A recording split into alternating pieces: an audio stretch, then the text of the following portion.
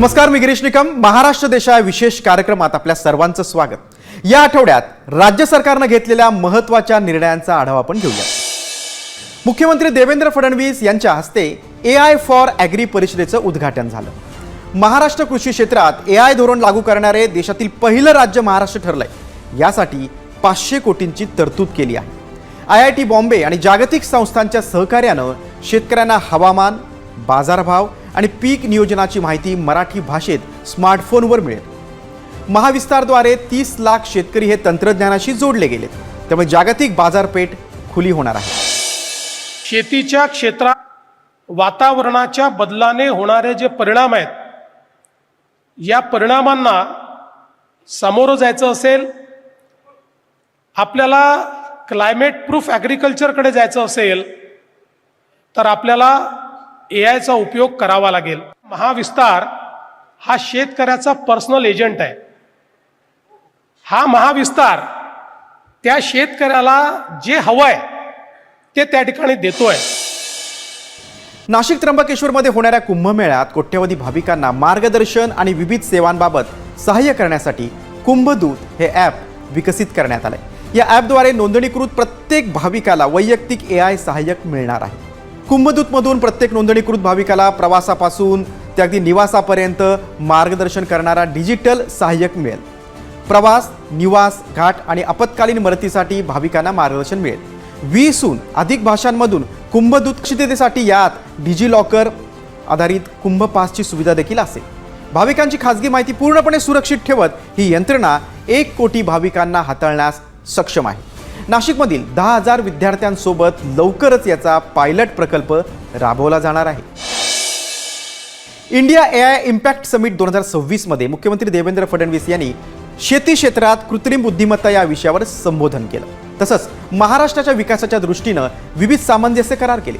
Open AI आणि rocket लर्निंगच्या सहकार्यानं अंगणवाडी सेविकांसाठी शिक्षा साथी या AI आधारित टूलची घोषणा केली.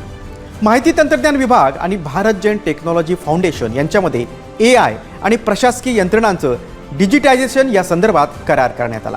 प्रशासन आणि सार्वजनिक सेवांमध्ये ChatGPT सारख्या प्रगत तंत्रज्ञानाचा वापर करून AI सक्षम ॲप्स विकसित केले जातील. तसंच आरोग्य, शिक्षण आणि कृषी यासारख्या 12 क्षेत्रांमध्ये AI उपाययोजनांच्या प्रायोगिक अंमलबजावणीसाठी AI सँडबॉक्स उभारण्यात येणार आहे. मुंबई महानगर प्रदेशचा सर्वांगीण विकास करण्यासाठी आणि वाढत्या शहरीकरणाची गरज ओळखून MMRDAच्या बैठकीमध्ये 48,000 कोटी रुपयांच्या अर्थसंकल्पाला मंजुरी दिली.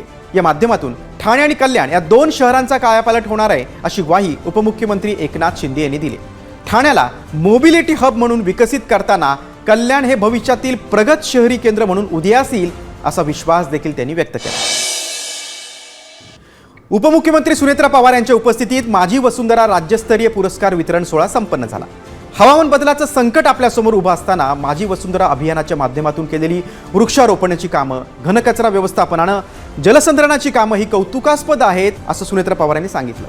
माझी वसुंधरा हे अभियान नाही तर लोकचळवळ झाली पाहिजे, असं वक्तव्य उपमुख्यमंत्री सुनेत्रा पवार यांनी केलं. एसटी महामंडळाला राज्य सरकारकडून 100 कोटी रुपयांचा निधी देण्यात आलाय. एसटीच्या सुमारे 86,000 कर्मचाऱ्यांचं वेतनवाढीचे थकीत हप्ते देण्यासाठी शासनानं तातडीनं हा निर्णय घेतलाय. लवकरच फेब्रुवारी महिन्याच्या वेतनासोबत देण्यात येणारा वेतनवाढीचा थकीत हप्ता कर्मचाऱ्यांच्या बँक खात्यात जमा होईल, अशी माहिती परिवहन मंत्री प्रताप सरनाईक यांनी दिली. होळीनिमित्त आदिवासी बांधवांना दिलासा देण्यासाठी राज्य शासनानं रोजगार हमी योजनेअंतर्गत मजुरांना तातडीनं मजुरी अदा करण्यासाठी 67 कोटींचा निधी मंजूर केलाय. सदर निधीची देयकं कोषागाराकडे सादर करण्यात आलेली आहेत. मजुरीची रक्कम थेट मजुरांच्या बँक खात्यामध्ये जमा करण्यात येईल. शैक्षणिक वर्ष 2026-27 साठी RTA अंतर्गत 25% मोफत प्रवेशाची ऑनलाईन प्रक्रिया 17 फेब्रुवारीपासून सुरू झाली. 10 मार्चपर्यंत पालकांना student.maharashtra.gov.in या वेबसाईटवर अर्ज करता येईल. वंचित आणि आर्थिकदृष्ट्या दुर्बल घटकातील विद्यार्थ्यांसाठी ही सुवर्ण संधी आहे. महाराष्ट्र देशा विशेष कार्यक्रमात इथेच थांबतोय. पुन्हा भेटूयात. तोपर्यंत नमस्कार.